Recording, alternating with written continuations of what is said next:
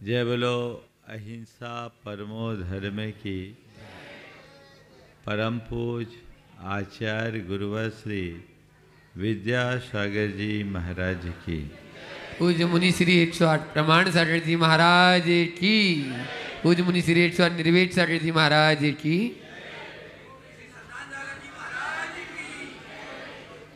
एक संत अपनी यात्रा पर थे,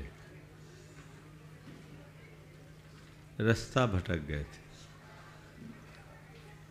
कच्चा रास्ता था, मंजिल का कोई ठिकाना नहीं। काफी देर भटकने के बाद एक राहगीर मिला। उससे उन्होंने पूछा कि भैया मुझे अमुक गांव जाना है, क्या ये रास्ता उधर ही जाता है? बोले हाँ, ये रास्ता उधर ही जाता है। कितनी दूर है? अब ज़्यादा दूर नहीं बचा, आप 1.5 घंटे में पहुंच जाओ। राहगीर भी साथ साथ चल रहा था और इनके मन में बड़ी आतुरता बढ़ रही थी। भैया बताओ 1.5 घंटे में पहुंच जाएंगे ना? हाँ साहब, आप पहुंच जाओगे। मन में तो हलचल, देखो रात तो नहीं होगी, हम रात में नहीं चलते। महाराज आप पहुंच जाओगे। फिर थोड़ी देर बाद देखो सवेरे से सब लोगों ने जो जो बताया ना, जितना बताया उससे ज़्यादा निकला। बहुत थक गया हूँ, पहुँच तो जाऊँगा ना। हाँ महाराज आप चिंता न करें, आप पहुँच जाओ। अंदर तो उथल पुथल, बहुत देर हो गई। देखो दिन ढलने से पहले पहुँच जाऊँगा ना। अब की बार उसने दोनों हाथ जोड़े और कहा महाराज रास्ता चलने से कटता है, बातों से नहीं। रास्ता चलने से कटता है, बातों से नहीं, है ना।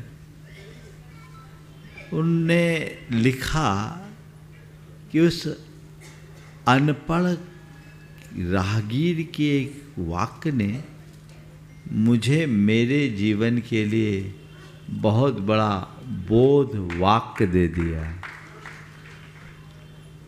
ये एक बहुत बड़ा बोध वाक्य है।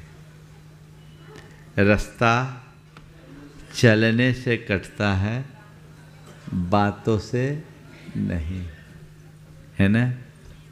अब आप लोग बोलो, रास्ता काटना है कि टाइम काटना है?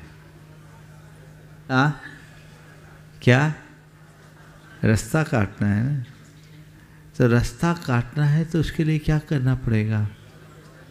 क्या करना पड़ेगा? चलना पड़ेगा। जानते तो सब हो। अब चलने को तैयार हो? चलने को तैयार हो? एक बार एक भाई ने बोला कि महाराज जो कहे सो सुनो, महाराज जो कहे सुनो पर मानो मत। महाराज जो कहे सो सुनो पर मानो मत। मैंने कहा क्यों? बोले अपन को संसार में रहने, अपन को संसार में रहना है। आप कहोगे हम सुनेंगे तब तक तो ठीक है, मान लेंगे तो हम संसार में कहाँ रहेंगे, मोक्ष मिल जाएगा। और हम लोग मोक्ष चले जाएंगे तो आपकी व्यवस्था कौन संभालेगा? इसलिए अपने को संसार में रहना है, मोक्ष नहीं जाना। इसलिए महाराज जो कहे सो सुनो, मानो मत, है ना। आप लोग भी ऐसे तो नहीं। महाराज जी सब भगवान बन जाएंगे तो पूजा कौन करेगा? इसलिए हम लोग तो उतना ही हैं, आपको सुनते हैं। मानने की गलती हम लोग इस जीवन में नहीं करते।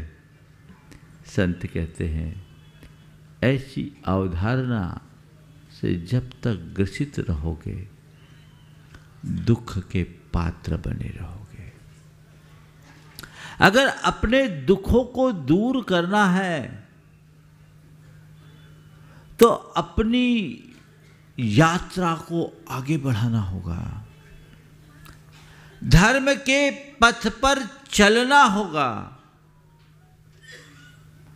जब हम चलेंगे तभी पहुंचेंगे। मैं इसे भी एक शुभ लक्षण के रूप में देखता हूं कि हम आगे न बढ़ें तो उतना खतरा नहीं, कम से कम पीछे तो न मुड़े। हम प्रगति न करें कोई परवाह नहीं, प्रति गति से तो बचे। सतपथ पर न चल पाए कोई चिंता नहीं, कम से कम कुपथ से तो बचे।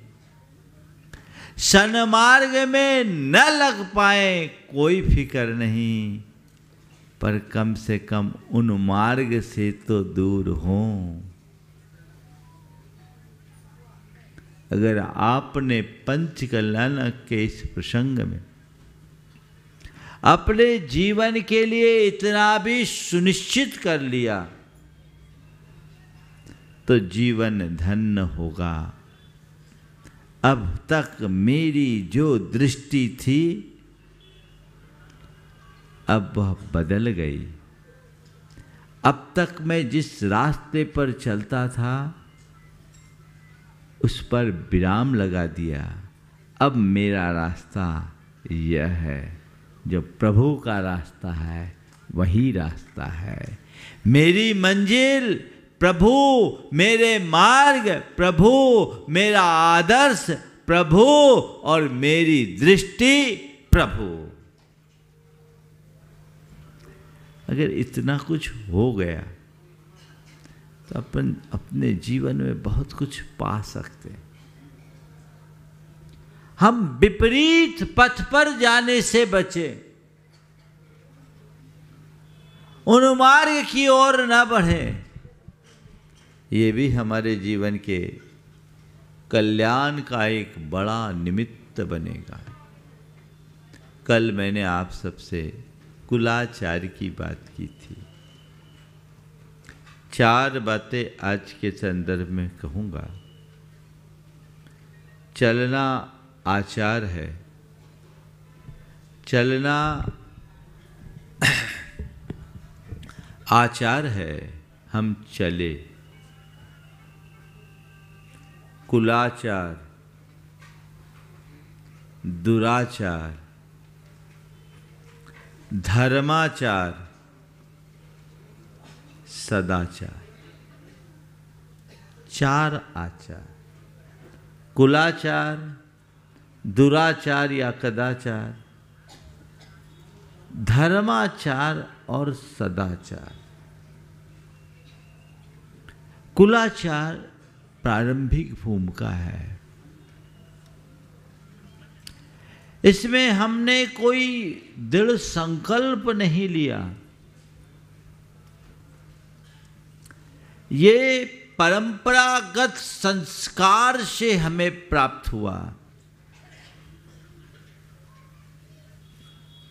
कुल क्रमागत आचरण का नाम कुलाचार है। आप देखिए, आपने जीवन में कभी मांस भक्षण नहीं किया, नहीं किया तो ये तो बहुत दूर की बात, मांस भक्षण की इच्छा भी, चाहत भी, भावना भी मन में कभी नहीं आई। किसी ने नियम दिया, किसी ने कोई संकल्प दिया, किसी ने कोई व्रत दिया, ये जन्मजात संस्कार के रूप में प्रतिष्ठापित हो गया। कुल क्रमागत संस्कार के रूप में जीवन में जुड़ गया, इसी तरह ऐसे ही अन्य आचार मेरे जीवन में जो ढले पले हैं वे सब कुलाचार की श्रेणी में आते हैं। और ये कुलाचार जीवन में होना चाहिए। जिनके कुल की परंपरा अविच्छिन्न और निर्मल होती है, उस कुल में कुलाचार पलता रहता है। आधुनिकता के इस अंधी दौड़ में कुलाचार पर कुठारा घात होने लगा है। लोग अपने इस परंपरागत कुलाचार को नजरअंदाज करने लगे, इन्हें कमतर आंकने लगे हैं। अपने कुलाचार के प्रति जो आपकी प्रतिबद्धता और कमिटमेंट था वो दिनों दिन कम होने लगा है। और जब तक कुलाचार पलता है तब तक सदाचार टिकता है। कुलाचार खोता है, दुराचार पनपता है। आजकल आए दिन जो दुराचार बढ़ रहा है, आए दिन जो दुराचार बढ़ रहा है,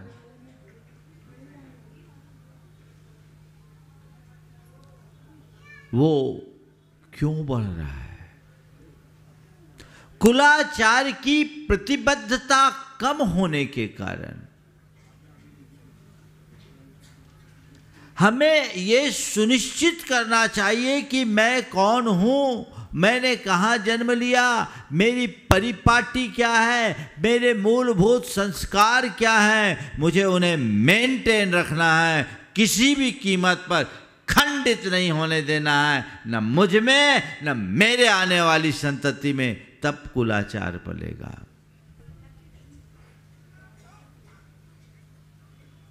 है आजकल आपके यहाँ ऐसी प्रतिबद्धता? मुझे याद है, मैं बहुत छोटा था, सब्जी लेने गया, एक रोज मैं प्याज ले आया।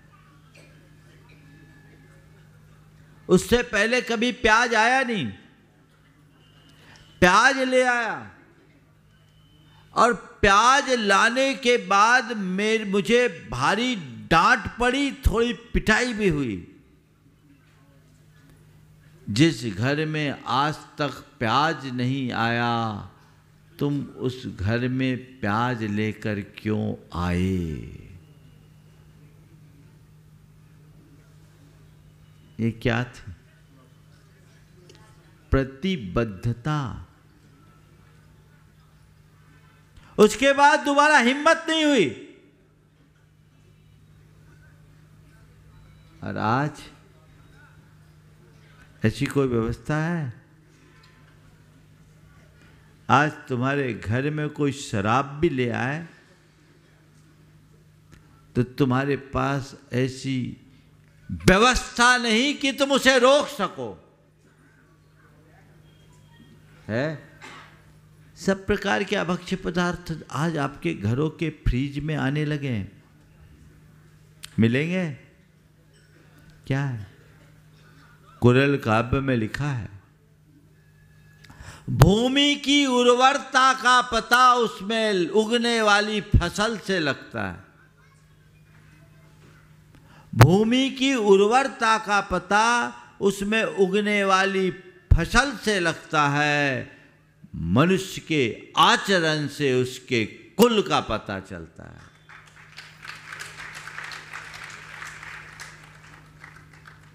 तुम्हारा आचरण शुद्ध होना चाहिए, पवित्र होना चाहिए, परिष्कृत होना चाहिए, निर्मल होना चाहिए। ऐसी प्रतिबद्धता अपने मन में जगाइए। क्यों कर हम इसे खोएं? इस दुर्लभ परिपाटी को हम क्यों नष्ट करें? कभी मन में ऐसा भाव आता है? आप लोग जैन धर्म की प्रभावना चाहते हो कि नहीं? हाँ, बोलो थोड़ा जम से। अब जैन धर्म की प्रभावना भला कैसे होगी?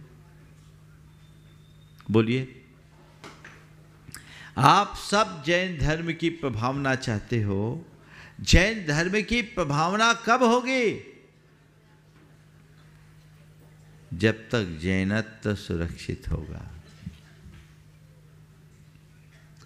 और आप सबसे मैं कहता हूं, जैनत्व तभी तक सुरक्षित रहेगा जब तक आपका चौका शुद्ध रहेगा। बात समझ में आ रही है क्या? जैनत्व कब तक सुरक्षित रहेगा? जब तक आपका चौका शुद्ध रहेगा। आप ये सुनिश्चित कह सकते हैं कि हमारा चौका पूरी तरह शुद्ध है?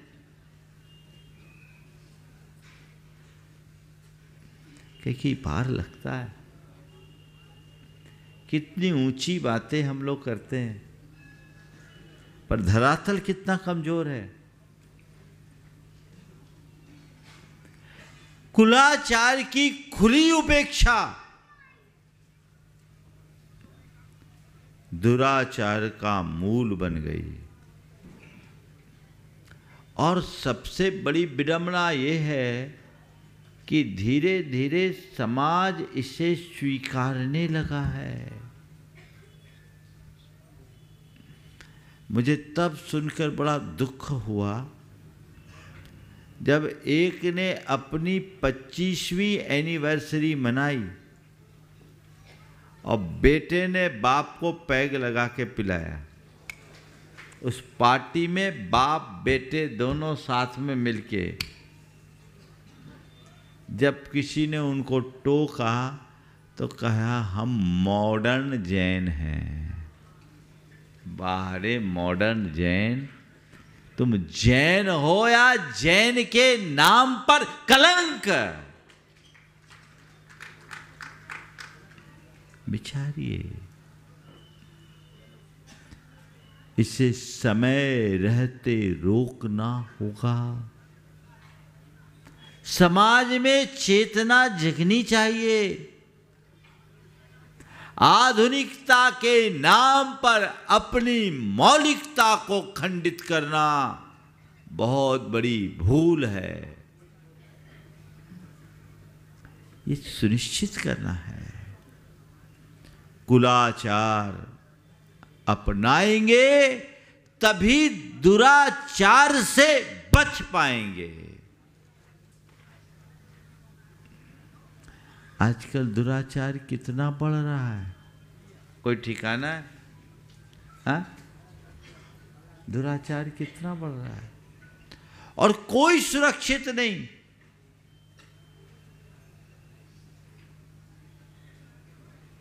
कोई सुरक्षित नहीं।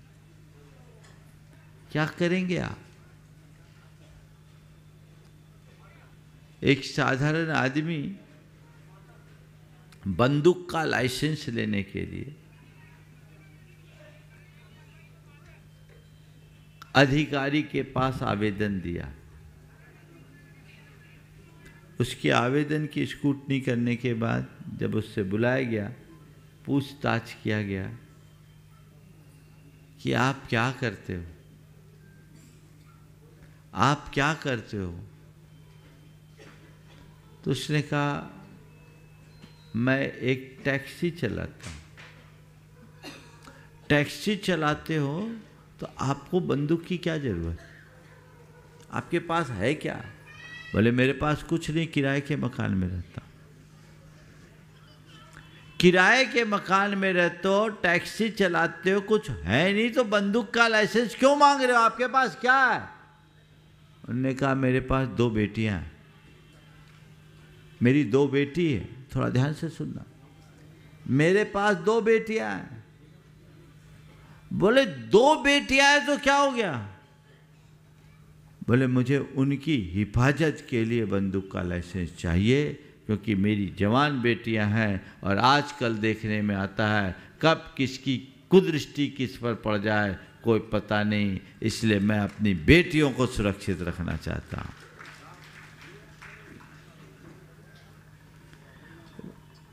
उसके बाद हाँ, लेकिन उसके बाद उस अधिकारी ने हाथ जोड़े कि मैं माफ़ करें, आपने जो बात कही वो गहरी है, पर हमारे यहाँ ऐसी कोई व्यवस्था नहीं है कि इसके लिए हम आपको बंदूक के लाइसेंस रिकमेंड कर सके।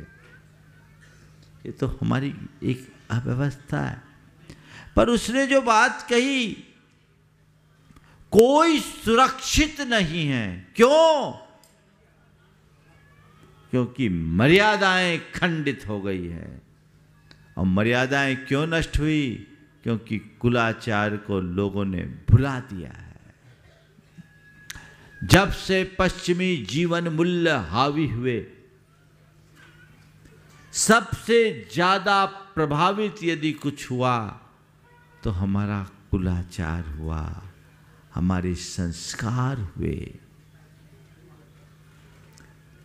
उनने हमें पूरी तरह बदल दिया। हमारी भाषा बदल गई, हमारी भूषा बदल गई, हमारा भोजन बदल गया और हमारी भावना भी बदल गई। बदल गई कि नहीं? आज भाषा बदल रही, भूषा बदल रही, भोजन बदल गया, भावना बदल गई, तो बचा क्या? बचा क्या? बस ऊपर का ढांचा बचा, अंदर का तत्व सब कुछ खो गया। बदलाव आना चाहिए, और ये तभी आएगा जब बच्चा बच्चा उसके लिए संकल्पित होगा।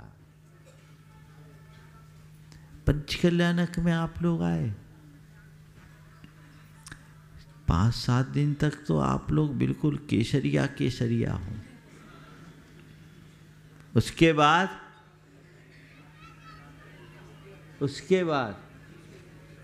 हाँ, उसके बाद अभी केसरिया, उसके बाद हाँ,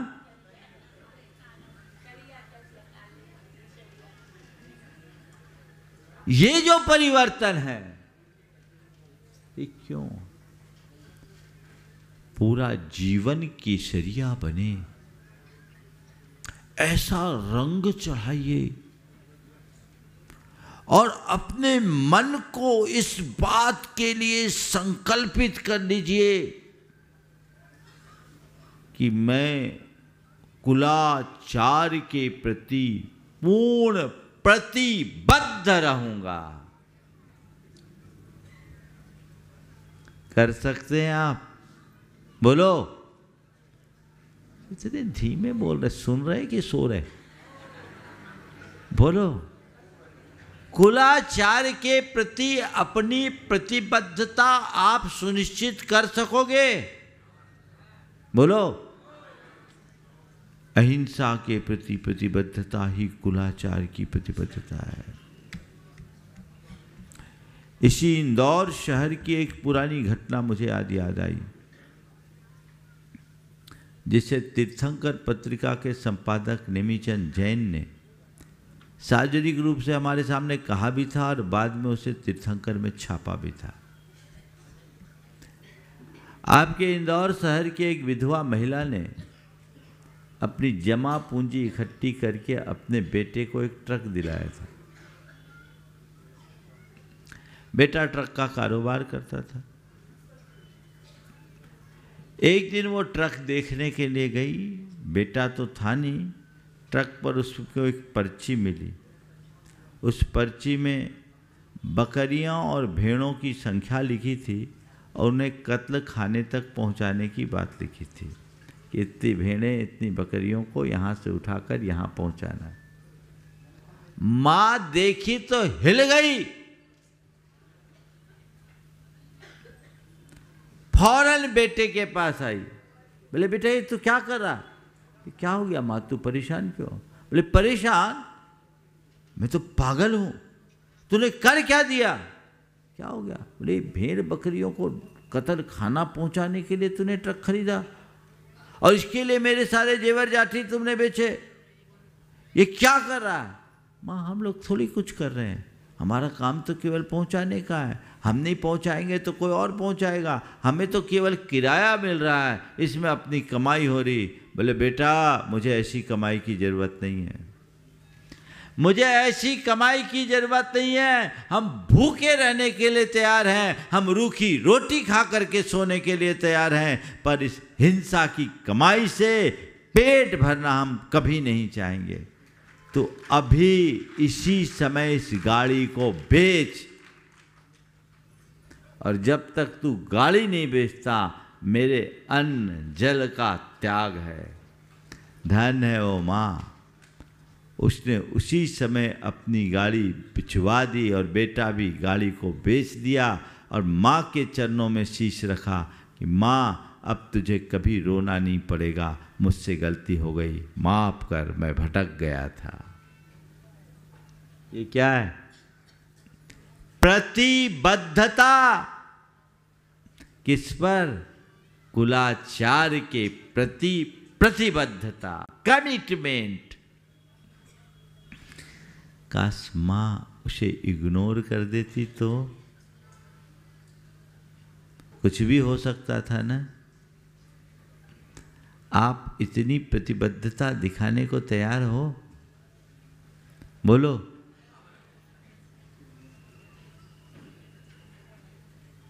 क्या करे, अब सुनता ही नहीं है, मानता ही नहीं है। या तो चिल्ला चोटी करोगे या सरेंडर हो जाओगे। मैं चीखा चिल्ली भी नहीं कराना चाहता, ना आपको समर्पित रखना चाहता हूँ।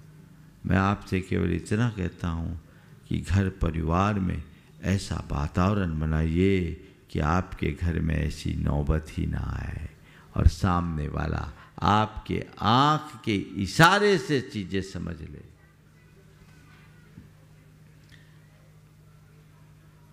देखिए आचरण का प्रभाव कैसे पड़ता है। एक महिला जो शिक्षिका थी, अपने पति को बहुत अल्प उम्र में खोई, दोनों बेटों को पढ़ाया और एक IITN हुआ, एक MBA किया। MBA अहमदाबाद से किया। दोनों की अच्छी कंपनियों में जॉब, अच्छा पैकेज। और आप सुनकर आश्चर्य करेंगे, दोनों बच्चों ने आलू प्याज का भी त्याग कर दिया, जमी कंद का त्याग कर दिया, रात्रि भोजन तो करते ही नहीं। जब मालूम पड़ा, मैंने पूछा ये कैसे? बोला हमारी गुरु हमारी माँ है, हमारी गुरु हमारी माँ है। क्यों? बोले आपकी माँ ने आपको ये सब छोड़ने की प्रेरणा दी? बोले नहीं, माँ ने छोड़ने की प्रेरणा नहीं दी, पर हमने माँ से प्रेरणा पा ली। महाराज हम लोग हॉस्टल में थे, ये सब खाते थे। घर आए, चूंकि वैसी आदत थी, माँ व्रती, माँ हमारे लिए बनाती थी। देखो बहुत गहरी बात बोल रहा हूँ, समझिए। जब भी हम लोग कहते माँ को बनाना पड़ता था, माँ बनाती कुछ कहती नहीं थी, लेकिन जिस दिन माँ को इस तरह की कोई चीज़ बनानी पड़ती, उस दिन माँ नीरस भोजन करती, कुछ नहीं करती, नीरस भोजन। कई बार तो महाराज केवल पानी रोटी खाई। हम लोगों ने माँ से पूछा भी तो बोले कुछ नहीं बेटा, तुम लोग अपना काम करो, मैं अपना काम कर रही हूँ, मेरी तपस्या है, मेरी साधना। महाराज जी हम लोगों ने ऑब्जर्व किया कि माँ ऐसा उसी दिन करती जिस दिन हम लोग कुछ अपनी बात कहते हैं और ऐसी चीज़ बनाना पड़ता। हम लोगों को बड़ी लज्जा आई, दुख भी हुआ, ग्लानि हुई, और हम दोनों ने तय किया कि धिक्कार है कि हम अपनी शौक के कारण माँ को नीरस भोजन करने को बाध्य कर रहे हैं। जिस माँ ने अपना पेट काट काट कर हमें पाल पोस कर बड़ा किया, पढ़ाया लिखाया, इस योग्य हो गए, बनाया, और इतना पढ़ लिख जाने के बाद अपनी माँ को हम अपनी शौक के कारण नीरस भोजन करने के लिए बाध्य करें, ये हम लोगों के लिए उचित नहीं। हम दोनों भाइयों ने आपस में तय किया, तुरंत माँ के चरणों में गए, माँ के चरणों में शीश रखकर माँ से क्षमा मांगा और कहा, माँ हम लोग समझ गए कि आपको क्या तकलीफ़ है, पर तय मान लो आज से हम आपको कोई तकलीफ़ नहीं देंगे, जो आपका खाना वही हमारा खाना, हमें अलग से कुछ करने की ज़रूरत नहीं। बोलो आप ऐसा कर सकती हैं? इतनी क्षमता अपने अंदर उद्घाटित कर सकती हैं? ऐसी मां भी बहुत दुर्लभ हो गई। कितना उच्च आदर्श उपस्थित किया, बच्चों को कुछ कहा नहीं, पर बिना कहे सब कुछ कह दिया। उसकी जगह जो आजकल की माताएं हैं, ज़्यादातर, धिक्कार है तुम लोगों को, अभी तक अकल नहीं, मैं व्रती हो गई और तुम लोगों को ये खिला सकती है, मेरे से नहीं होगा। चीखा चिल्ली करेंगे, 10 तरह की प्रतिक्रियाएं देंगे, उससे सामने वाला और चिड़चिड़ाएगा, अथवा ज़्यादा उदारता का परिचय देंगे। हाँ अब हम क्या करें, वो उसका जीवन है, हमारा जीवन अलग है, व्रती मैं हूँ, वो थोड़ी है, उसको जो करना वो करे, मुझे जो करना है मैं करूँ। दोनों अतियां हैं ना। प्रतिबद्धता अंदर होनी चाहिए। यदि तुम में शुद्ध धर्माचार होगा तो तुम सबको सदाचार की प्रेरणा दोगे, सबके लिए सदाचार के प्रेरक बनोगे। तो कुलाचार हो, सदाचार होगा, धर्माचार हो, सबके लिए सदाचार की प्रेरणा होगी, और कुलाचार खोगे तो दुराचार से नहीं बच पाओगे। ये सुनिश्चित करना है। हम लोग बातें तो बड़ी बड़ी करते हैं, लेकिन आचरण कैसा, कुलाचार से विमुखता कैसी। आपके ही इंदौर शहर के एक सज्जन ने मुझसे कहा, वो अपनी बेटी के लिए लड़का देखने के लिए कहीं गए, और जब लड़का देखने के लिए गए, बातचीत की, तो लड़के की माँ ने कहा, हमारा बेटा कभी कभी ड्रिंक लेता है, आपके लिए चलेगा क्या? क्यों बिलाला जी, है ना? अब बताओ, यही है, खोल दो। इन्हीं ने मुझसे कहा, इनने संबंध नहीं किया कि ऐसे घर में तो हम सोच भी नहीं सकते। और बोल कौन रहा है? लड़के की मां। अब बोलो, कहां जाएगा धर्म? कैसे पलेगा धर्माचार? कहां रहेगी धर्म की प्रभावना? भीड़ तो लंबी दिखती है, भारी उपस्थिति दिखती है, लेकिन अंदर हम कितने खोखले हो रहे हैं। इसलिए अपनी सोच बदलिए। जो लोग अपने आप को धर्मी समझते हैं, वे कम से कम अपने घरों में धर्म की प्रतिष्ठा तो बना के रखे। ऐसे आचार व्यवहार से तो अपने आप को बचाए। धर्माचार खंडित नहीं हो, कुलाचार का पालन करिए, दूसरे कम में धर्माचार अपनाइए। जो धर्म शास्त्रों में विहित आचरण है उसे आत्मसात कीजिए। और धर्माचार वैयक्तिक होता है, आप खुद धर्म का आचरण कीजिए, दूसरों पर धर्म मत थोपिए। पर धर्माचारी होने के साथ साथ सदाचारी भी बनिए। बहुत से ऐसे धर्मी दिखते हैं जो सुबह से पूजा पाठ करेंगे, अभक्ष भक्षण नहीं करते, रात्रि भोजन के भी त्यागी हैं, शोध का भी भोजन करते हैं। ऐसे लोग मिलेंगे,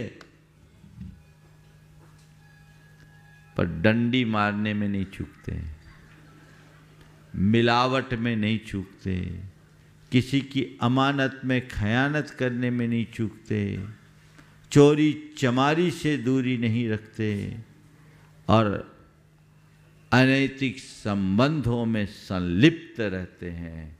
अब बोलिए, वे सदाचारी हैं या कुल दुराचारी? दिखने को धर्मी है, सब उन्हें धर्मी कहते हैं, लेकिन है क्या? दुराचारी। मैं एक स्थान पर था, एक सज्जन बहुत दुखी होकर आए। उनने अपनी बेटी का विवाह किया और महीने भर में बेटी घर लौट आई। बेटी कह रही है कि मैं मर जाना पसंद करूंगी पर उस घर में नहीं जाऊंगी। पिता ने कहा कि महाराज आप मार्गदर्शन दीजिए, मैं क्या करूं, मैं भी अब बेटी को वहां भेजना नहीं चाहता। मैंने पूछा मामला क्या है? बोला महाराज हमने अपनी बेटी की शादी अमुक के यहाँ की, नामचीन व्यक्ति था, पर महाराज शादी तो कर दी, लेकिन आपको क्या बताऊं, बाप बेटा दोनों मिलकर शराब पीते हैं, घर में शराब फ्रिज में आम है, उसकी सास भी कभी कभी शराब पी लेती है और अंडे का सेवन नियमित होता है। महाराज जब बेटी गई ये सब देखा, तो आप तो मेरी बेटी को जानते हो, बड़ी धर्मात्मा परिवार की और बेटी खुद धार्मिक, तो एकदम हतप्रभ रह गए कि ये सब क्या है। बेटी ने प्रतिवाद किया, ये अपने घर के अनुकूल नहीं है, जैन कुल के अनुकूल नहीं है, तो उसे सीधा कह दिया गया ये हमारी लाइफ स्टाइल है, ये हमारी अपनी चॉइस है, तुमको एडजस्ट करना हो तो एडजस्ट करो, नहीं तो अपना रास्ता नापो। महाराज बेटी स्तब्ध रह गई, उसे खाया भी नहीं गया, कुछ खाई पी नहीं। फ़ोन किया महाराज, हम उसे अपने उन लोगों से बातचीत की कि ये सब क्या है। महाराज वो सुनने को तैयार नहीं। बेटी को नहीं खाना है तो नहीं खाए, हम उसको फोर्स नहीं करेंगे, पर हम अपनी लाइफ स्टाइल में किसी तरह का इंटरफेरेंस नहीं चाहेंगे। समाज के एक प्रतिष्ठित व्यक्ति, मैंने उससे पूछा भैया ये सब तुमने पता क्यों नहीं लगाया, विवाह कैसे कर दिया? बोले महाराज क्या पता लगाते, हमने देखा समाज के प्रमुख व्यक्ति हैं, दान धर्म करते हैं, सब मंचों में प्रमुखता से स्थान रखते हैं, सारे कमेटियों में इनका स्थान है। हम कल्पना भी नहीं कर सकते थे कि ऐसा अग्रणी भूमिका में रहने वाले व्यक्ति के घर का हाल ऐसा होगा। अंततः मुझसे भी कहा, तो हमने कहा ऐसे घर में लड़की को रखने से अच्छा तो दूर ही रहना है। लड़की घर आ गई। ये उदाहरण मैं आपको दे रहा हूँ, ये हमारे समाज की तस्वीर है। हालांकि ऐसे लोग अपवाद स्वरूप हैं, ज़्यादा लोग नहीं हैं, पर हमें इन्हें इग्नोर नहीं करना चाहिए, क्योंकि सफ़ेद चादर पे छोटा सा दाग भी आँखों को चुभता है। हमें इस दाग को मिटाना है और समाज की चादर पवित्र बनानी है। सावचेत होइए, सजग रहिए, सावधानी के साथ जीवन व्यवहार को आगे बढ़ाइए, तब कहीं हम कुछ कर पाएंगे। बातें बड़ी बड़ी हो जाए और आचरण खोखला हो तो हम कहीं के नहीं रहेंगे। अपने आचरण को पवित्र बनाना, आचरण के प्रति प्रतिबद्धता रखना हमारी सबसे बड़ी प्राथमिकता होनी चाहिए, सर्वोच्च प्राथमिकता होनी चाहिए। ये प्राथमिकता आ गई तो हमारे जीवन का काया पलट होगा, हम सब कुछ अर्जित कर पाएंगे, अन्यथा सब गड़बड़ा जाएगा। तो कुलाचार अपनाना है, दुराचार से बचना है, धर्माचारी बनना है, सदाचार के साथ रहना है। यदि इन्हें हम अपनाएंगे, सुनिश्चित तौर पर अपने जीवन को बेहतर बनाएंगे, सबका जीवन बेहतर बने, सबका मंगल और कल्याण हो।